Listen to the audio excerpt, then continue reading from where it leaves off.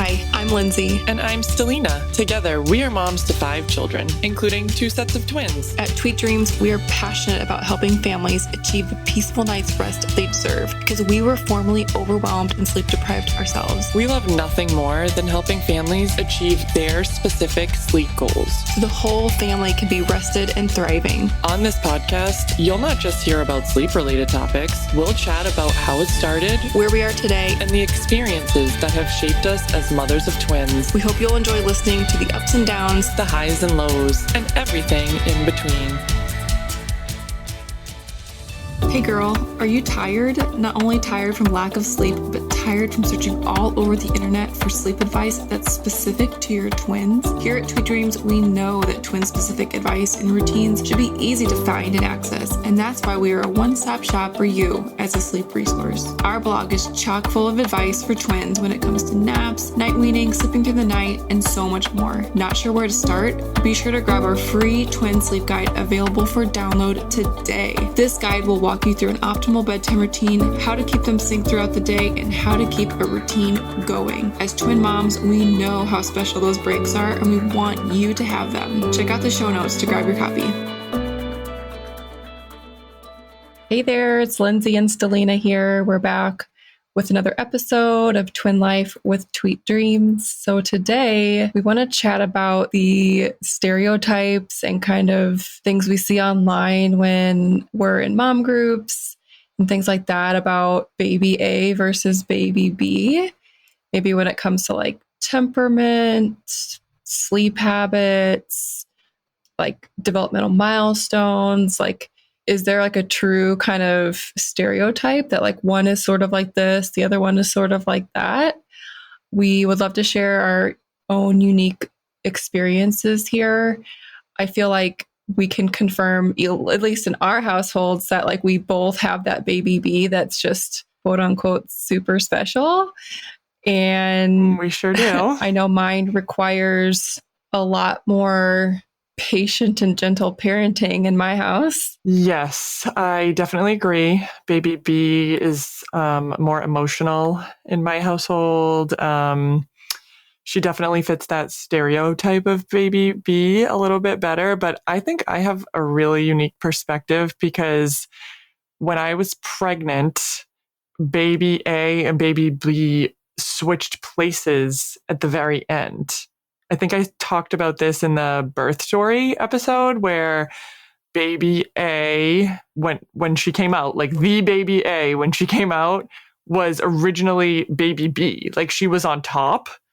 And what happened was she like broke my water. She just like decided to go down and switch places on March 8th. That day they decided to come 6 weeks early. Wow. And became baby A. And I know this too because she was my IUGR. So when she came out first and they were like, oh, baby A, 4.7 pounds. And I was like, oh God, what's the other one then? Is she even less? Like, I thought like the other one was the IUGR and then she was 5.1 pounds. So she was more. So I'm like, hold on a second. That doesn't make sense. And they said, oh, they switched places. Wow. And I was like, what? I didn't think that was a thing. So anyway, I thought baby A was like one the whole time. And I thought baby B was one the whole time during my pregnancy. We kind of like had thought of the names and stuff. And then we were like, hold on a second. No, that's not true. So anyway, however, I will say that my baby A was an amazing baby, like a great infant. I would wish this kind of baby on like everybody, even as a first time mom. She was just easier, like barely spit up, would just sleep, like didn't cry much, didn't have any feeding issues whatsoever. Like she was just a really, really good baby, right? And baby B, I don't want to say she was like a bad baby, but she definitely cried more as an infant. She had like a little bit of the feeding struggles with the acid reflux, has like a certain kind of cry that you can hear from like probably miles away, you know, so she was definitely a little bit more challenging. And I think that's even now, but I will say like now that they're toddlers, I do notice some kind of switching places sometimes in that regard. And it's probably kind of a twin thing or maybe even just a sibling thing. Like a lot of the time, like baby B is like more challenging, but I find myself now that they're toddlers being like, oh, hold on a second, baby A, why are you acting up? Oh, it's because you're a toddler. Hold on. Like now you're a toddler and it doesn't really matter who's baby A and baby B. But I'd say like generally speaking, baby A hasn't had many sleep regressions, if any at all, that I can even like recall, honestly. Like she kind of was always on baby B's schedule, right? So like she could stay up longer during the day, but like baby B needed to go to sleep for a nap. So like, all right, sorry, baby A, we're going to go to bed because baby B can't take it anymore. And, you know, baby B would have like tantrums and stuff, and I'd have to console her more. And baby A would just have to be like waiting in the background, like, all right, like even to this day, she'll tell her sister, like, can you stop screaming? Like, enough, you know, we can't do that right now. I'm like, why is she being so logical? She's 2 years old. So I definitely see that with my kids. I feel like it naturally creates like a birth order effect in a way where in my situation as well, where my twin A, she's almost become like motherly type because I see that too. Baby B is emotional. She gets herself in trouble. She doesn't make good decisions sometimes. And I mean, even recently, my twin B was having like a meltdown. She was crying. You know, I told her that I was sorry that we weren't doing XYZ that she wanted to do or whatever it was. And so she's sitting on the couch and she's screaming, right? And I look over at my other daughter and she's just like calmly sitting there and she's got her hands over her ears because she's just like conditioned herself to sort of protect herself from her sister's like antics. And I'm like, I'm so sorry. Like, you know, and she sort of, it's put her in this place where it might be even a little bit negative, like from my perspective, that she doesn't maybe feel comfortable acting out herself because her sister already does that enough for everybody. You know, she's kind of like, let's keep the peace. And mine are almost going to turn 6. And so I've seen this evolve over several years, obviously. But yeah, in a way, and I've been curious about birth order before because it kind of annoys me when like you're at Target and the lady's like, oh, they're twins. You know, obviously everybody gets this. Who's older? And I'm like, they're the same age, you know, like why does it matter who's older? You know, and I think that gives kids complexes. It truly doesn't matter. Like they were born either 30 seconds apart or 10 minutes or whatever it was. And so yeah, mine were 1 minute. It's like 1 minute. Yeah. You know? So do you like identify that one's older or has that come up? I mean, by default, I guess she is older because she was born a minute earlier, but they don't ask that question. I think they're still too little. I kind of tried to tell them the other day that they're twins. I tried to like explain this to them and they still don't get it. I was like, you're twins. Deer in like, headlights. That means you were born the same day. Like you're twins. Cause we were reading a book about twins and they were like, what, twins? So I'll revisit that at some point. Report back on that one. And I'm sure, you know, those questions, I'm sure that question will come up, you know, when they're older, like who's older? And then maybe the one who's older will capitalize on that. I don't know. But I definitely do see that with my twin A too. She'll try and kind of like tell twin B, all right, calm down. Like we can't do that. They were having an argument the other day about going outside with boots on and it was like not boots weather at all. And twin A was like, all right, fine. I'll wear my sneakers. I'm good.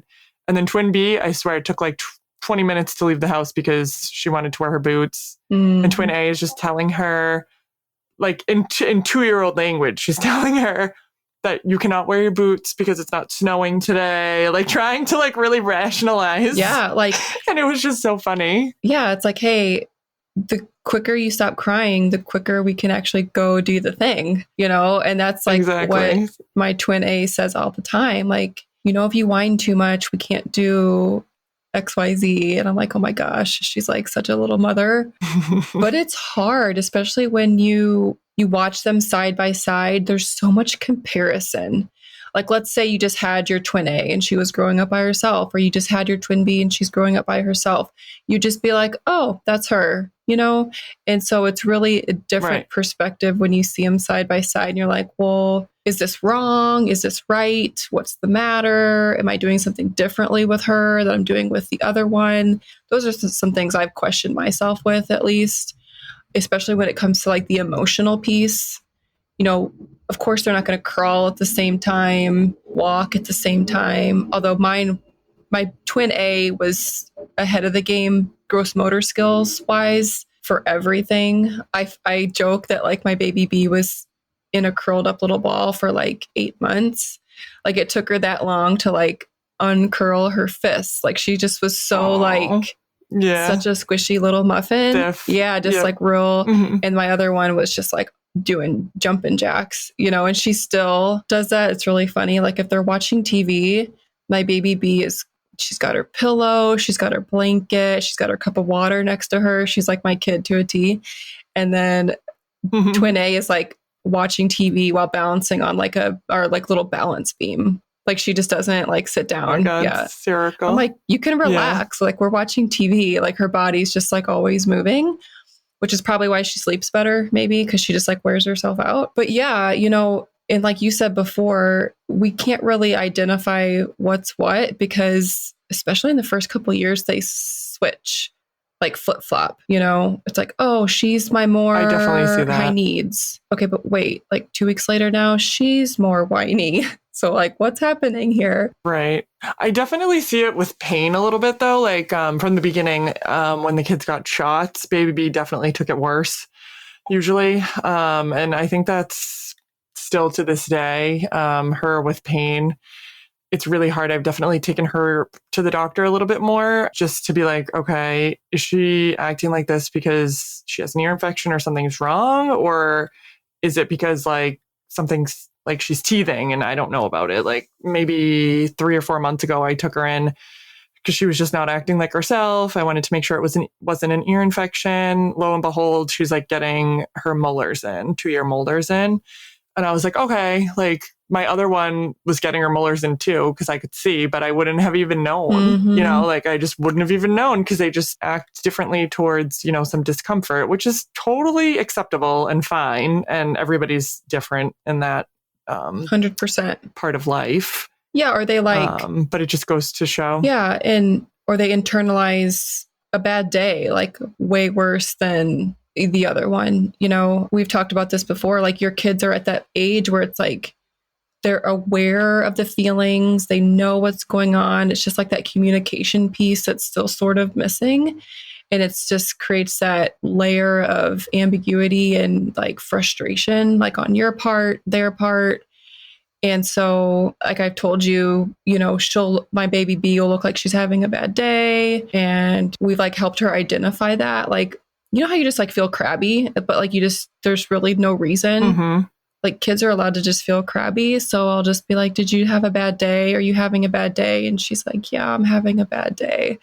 You know, and so it just kind of like helps her vocalize it and that kind of thing, which is super healthy. And so I'm working on that with my baby A because she's just so go with the flow. I'm like, hey, babe, is anything bothering you? Like at bedtime, is there anything you want to talk to me about? And she'll just be like, no, I'm good. You know, she's like so just easygoing. I'm like, I'm going to crack you open like a nut sometime. Like I'm going to get to the bottom of this. But yeah, it's the same with like boo-boos with my kids too. Like if baby A falls, sure, maybe she'll like cry a little bit. And then as long as I don't make a big deal out of it, it's like, oh, no, I'm good. And then the other one, it's like the world is ending if she gets a scratch. Yep. But it's all good, you know? Exactly. What about yours when it comes to skills? Like my twins are very different in their skill levels, and doesn't mean that the skills aren't there. It's just like how they process and how they learn. Have you seen any of that? So yes and no. I mean, I think I'm pretty lucky in the sense that my twins kind of hit most of their milestones right around the same time. So I didn't have like too much time to compare them and be like, oh God, it's been months and this one's like still not walking. I didn't have any of that, which I'm thankful for because I know I would have like gone down a rabbit hole. They pretty much walked around almost the same time. Baby B actually talked first and a lot more than baby A, but baby A was always like saying words and stuff. I think baby B was just advanced for talking. As far as right now, they're 2.5, and I can definitely see they have different interests and different levels of focus on different things, though.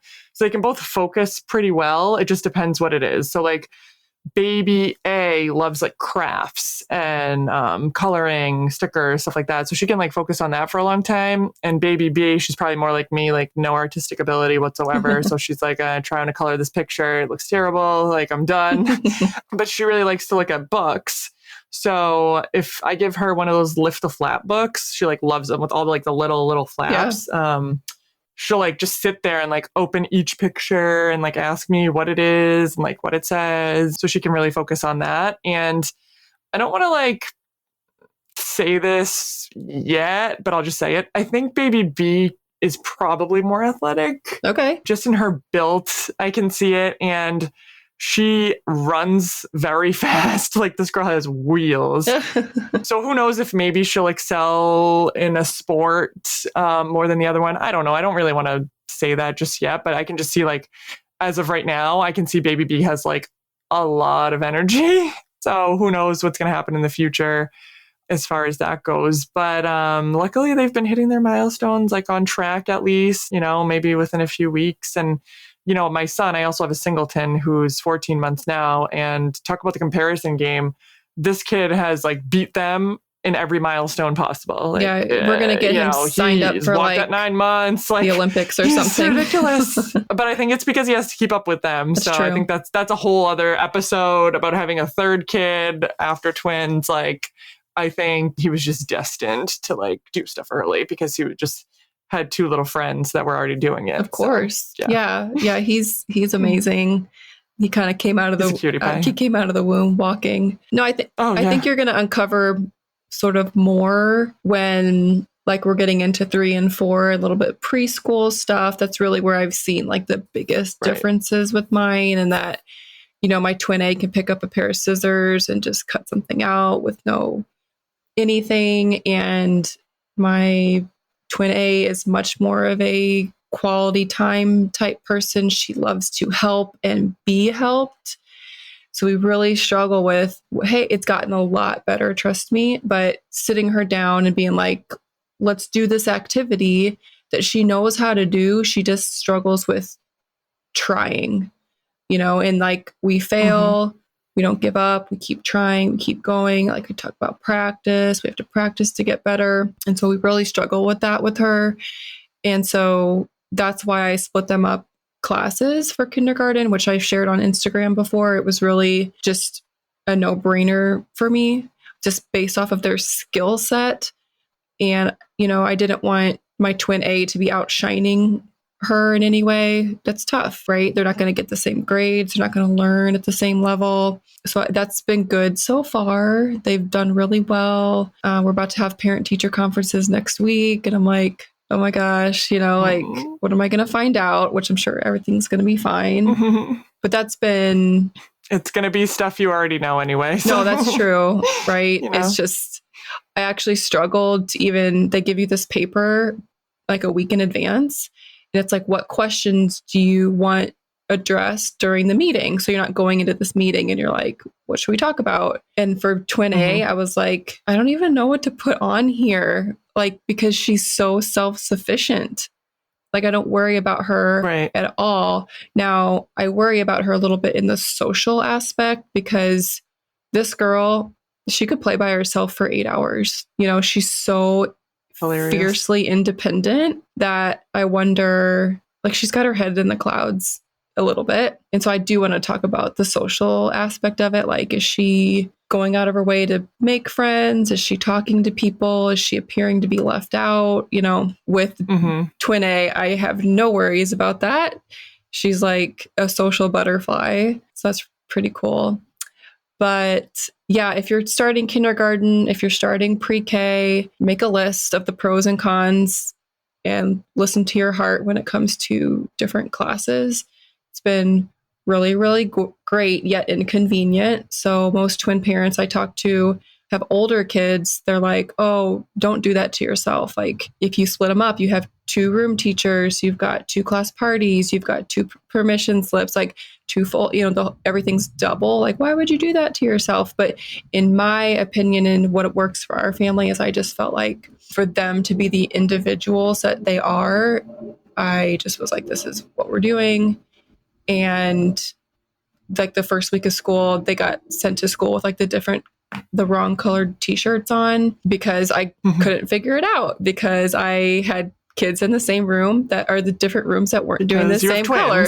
Yep. And the kindergarten teacher, she was like, oh yeah, I'm so sorry about that. I'm like, no, I'm just getting the first taste of what it's like to do it simultaneously, yet different, right? So yeah, baby A, baby B, they're just so different, yet the same. I think this is an important episode to cover. And really, at my stage in the game, I can see those personalities really coming through. But in the beginning, it's just really hard to know, like, what are they going to be like? What's their strengths? What their weaknesses? And it'll all shake out. Stellina, I'm looking for. They're going to be who they're going to be, right? And so I'm like, they are who they are. Yeah. And they're twins. That's only one part of them. It is. And they're growing up as a twin, which is just automatically going to shape their childhood, their personalities, and I love for you, Stellina, that you've got the third wheel over there and they can just be like a little pack. Oh yeah. I'm secretly jealous, but you did all the hard work, not me. So you can come over here and then we'll find out if you're actually jealous. But anyway, no, I love them all. They're all great. They're all different kids. So yeah, I really had a great time talking about this. It's something that a lot of parents, twins and not twin parents, ask me all the time, like, are they different? Are they the same? Why not? So I hope the listeners get some great information from this. Yep. All right. Thanks for hanging out today, and we'll catch you guys later. Bye. Bye. If you liked this episode and conversation, be sure to leave a review or rating. Share it with a friend on social media or a family member. It's our goal to reach as many parents of multiples and singletons alike. You're not alone in your parenting journey. If you'd like to hear about a specific topic or have an episode idea, please feel free to message us. We're here to help.